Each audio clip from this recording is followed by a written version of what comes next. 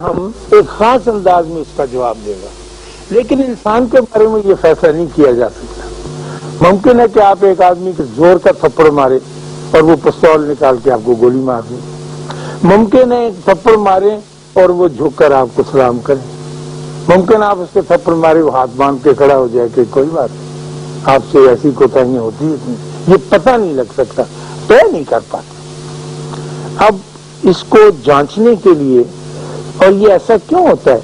یہ صوفیاء کرام کو اور ہمارے بابوں کا جن کا میں ذکر کرتا ہوں، ہمیشہ سے یہ مسئلہ رہا ہے کہ انسان اندر سے کیا ہے، اور جب تک وہ اپنے آپ کو نہ جان سکے اس وقت تک وہ دوسروں کے بارے میں کیا فیصلہ کر سکتے ہیں۔ یعنی جتنے بھی آپ کے ایم این اے ہیں، ایم پی اے ہیں، یہ ہمارے بارے میں بیٹھ کے فیصلے کریں گے کچھ ہو گئے، لیکن وہ خود نہیں جانتے کہ وہ کون ہے۔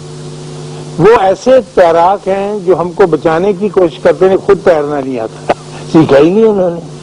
تو جو گہری نظر رکھنے والے لوگ ہیں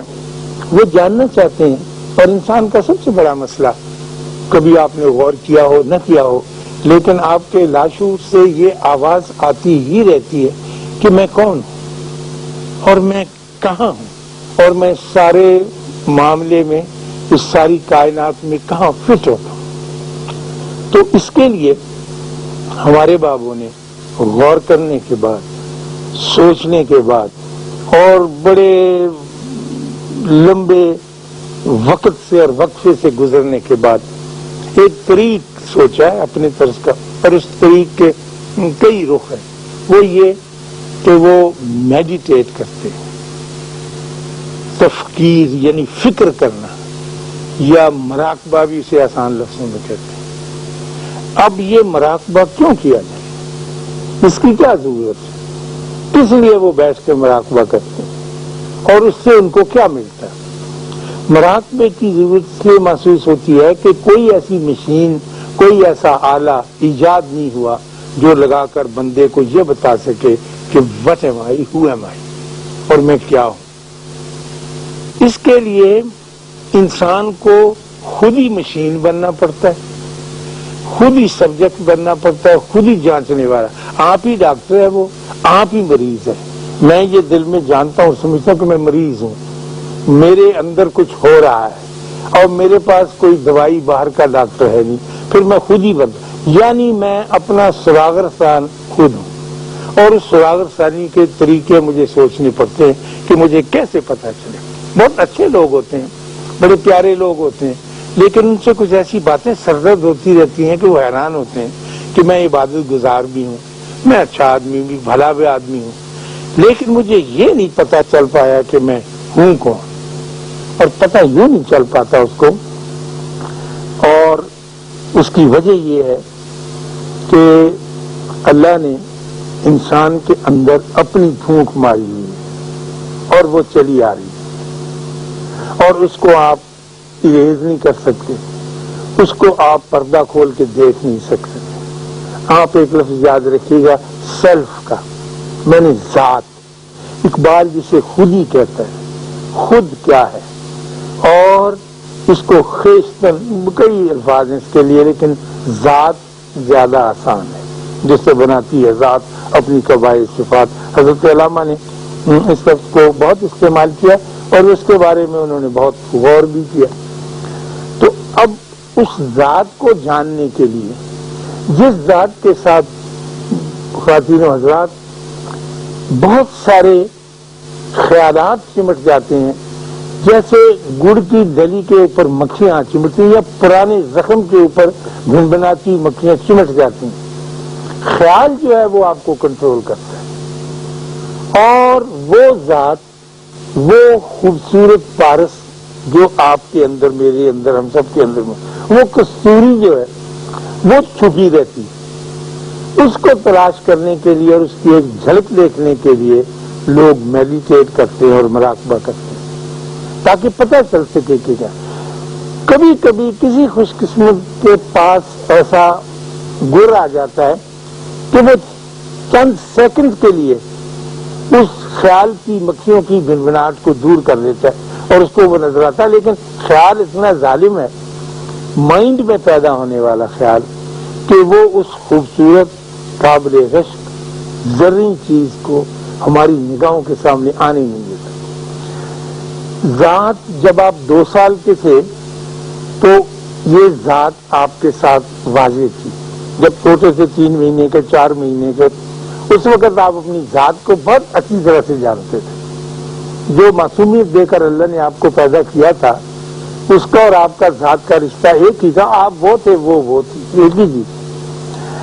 2 سال، پونے 2 سال یا کوئی سی بھی مدت مقرر کر لیں، جب خیال آ کے آپ کو پکڑنے لگا تو وہ یہ ہوا کہ آپ گھر میں بیٹھے تھے ماں کی گود میں، ان کی بہن آئی، انہوں نے آ کے کہا کہ ہو نسرین، یہ تو جو بیٹا ہے تمہارا یہ تو بالکل بھائی جان جیسے۔ اس بیٹا صاحب نے سن لی یہ بات اور اس نے کہا کہ میں ابا جی، ایک خیال آ گیا نا، وہ ہے نہیں ابا جی لیکن اس کے آ گیا۔ پھر یہ ایک دوسری پھوپھی آ گئی، انہوں نے آ کے کہا کہ اس کی تو آنکھیں بڑی خوبصورت ہیں، تو بہت اچھی، اس نے کہا کہ میں خوبصورت آنکھوں والا ہیرو ہوں۔ تو اس نے، جیسا کہ میں پہلے بھی عرض کرتا ہوں کئی مرتبہ، انسان نے اپنی ذات جو اصل تھی اس کے آگے سائن بورڈ لٹکانے شروع کر دیے، hero, writer, leader, prime minister, اور خوبصورت اور طاقتور اور کلے اور سب کچھ جو بھی نام لگاتا رہا، وہ لگا کے کتنے سارے سائن بورڈ لگا کے ہم آپ سارے جتنے جو یہاں بیٹھے جو آپ سن رہے ہیں پروگرام دیکھ رہے ہیں وہ ساروں کے ساروں نے اپنے ارد گرد سائن بورڈ لگا رکھے ہیں، اور جب ملنے کے لیے آتے ہیں شاہد صاحب تو ہمیں ایک سائن بورڈ آگے کر لیتے ہیں کہ میں تو یہ ہوں جس کی ضرورت ہوتی، اصل بندہ اندر سے نہیں ملتا، اور اصل کی تلاش میں ہم مارے پھرے، ہم سے دیکھنا چاہتے ہیں۔ اللہ کی ایک اتنی بڑی پھونک لگی ہوئی ہے ہمارے اوپر اور اپنی روح اس نے پھونکی ہوئی ہے، تو ہم چاہتے ہیں اس سے فائدہ اٹھائیں اور اس کی خوشبو لیں ایک دفعہ، تو اس کے لیے تڑپتے ہیں اور مرتے ہیں لوگ، جاننا چاہتے ہیں۔ اور وہ ذات جو ہے جو اللہ کی خوشبو سے معطر ہے، اس کے اوپر بوجھ، جیسا کہ میں کہہ رہا ہوں، تو خیال کا پڑا ہوا ہے۔ خیال کسی بھی صورت میں چھوڑتا نہیں، تو اس خیال کو اس کستوری سے ہٹانے کے لیے مراقبے کی ضرورت محسوس کی جاتی ہے۔ آپ کے دل میں خیال پیدا بھی کیوں کرے آدمی؟ اس لیے کہ آدمی ذرا ٹھیک ہو، اس کو پتہ چلے کہ تو اس کو نماز میں بھی مزہ آنے لگے، اس کو عبادت میں بھی مزہ آنے لگے، اس کو گفتگو میں، ملنے ملانے میں، ایک دوسرے کے گھر سے باہر نکلتے ہوئے سلام کرنے میں۔ اب تو ہم ایسے ہی کہہ دیتے ہیں نا جس طرح، تو ایک تعلق پیدا ہو۔ تو اس کے لیے جیسا کہ میں نے وعدہ کیا تھا، آسان ترین نسخہ یہ ہے کہ 2 اوقات ہیں اس کے لیے، صبح کا اور شام کا۔ یہ صبح مثلا فجر پڑھنے کے بعد، کیونکہ اس وقت آسانی ہوتی ہے، کوئی آپ کو ٹیلی فون ڈسٹرب نہیں کرتا، کوئی دوست نہیں آتا، اور شام کو مغرب کے بعد، لیکن اس میں آپ شاید ڈسٹرب ہوتے ہوں یا ہو سکتے ہیں، اس میں آپ کو 20 منٹ ضرور نکالنے چاہیے، اور گھر کا ایک ایسا کونا تلاش کرنا چاہیے جہاں دیوار ہو، دیوار تو ہوتی ہے، اور عمودی ہو، اور وہاں آپ 4 زانو ہو کے چوکڑی مار کے بیٹھنا جسے کہتے ہیں، بیٹھ جائیں، اور اپنی پشت کو بالکل دیوار کے ساتھ سیدھی، وہ سیدھی ہے نا دیوار، آپ بھی سیدھی رکھیں، اس میں کوئی جھکاؤ نہ پیدا ہو، کمر میں کب نہ پیدا ہو، کبڑے نہ ہو آپ، یہ بہت ضروری ہے، سیدھا رکھنا پڑے گا، کیونکہ وہ جو کرنٹ آپ کی چل رہی ہے نا نیچے سے لے کو اوپر تک، وہ سیدھے راستے سے چلے۔ خیر، تو اس کا آپ یقین خیال رکھیں۔ بہت سے لوگ، اب ماڈرن زندگی ہے تو چوکڑی مار کے نہیں بیٹھ سکتے، تو ان کو اجازت ہے کہ وہ کرسی پر بیٹھ جائیں، لیکن کرسی پر جب آپ بیٹھیں تو پاؤں آپ کی زمین کے ساتھ لگے رہنے چاہیے، آپ کو ارتھ ہو کے رہنا ضروری ہے۔ جب تک آپ ارتھ نہیں ہوں گے اس وقت تک آپ کے لیے مشکل ہوگی، تو زمین پہ پاؤں رکھیں، چاہے بیچ میں قالین ہو، دری ہو تو اچھا ہے، لیکن فقیر لوگ چونکہ جنگلوں میں ایسا کرتے تو وہ ڈائریکٹ ہی زمین کے ساتھ وابستہ ہوتے، تو ہماری زندگی چونکہ اور طرح کی ہے، تو اب جب آپ وہاں بیٹھ جائیں تو پھر آپ کو کوئی سہارا چاہیے جس کو آپ پکڑ کے تو اس سیڑھی پہ چڑھ سکے جو لگا لی ہے آپ نے، صرف یہ جھانکنے کے لیے کہ ذات کیا چیز ہے، تو اس کے لیے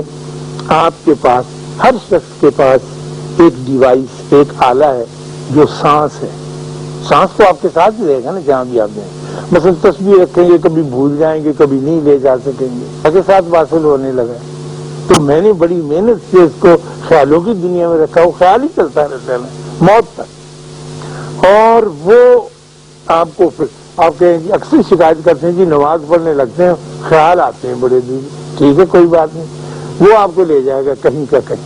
کافی دور۔ جب آپ کو خیال آئے تو 20 منٹ بھی گزر جائیں کہ ہو یہ تو میں اس کے نرغے میں آ گیا اور جنگل میں آ گیا، مجھے لے گیا،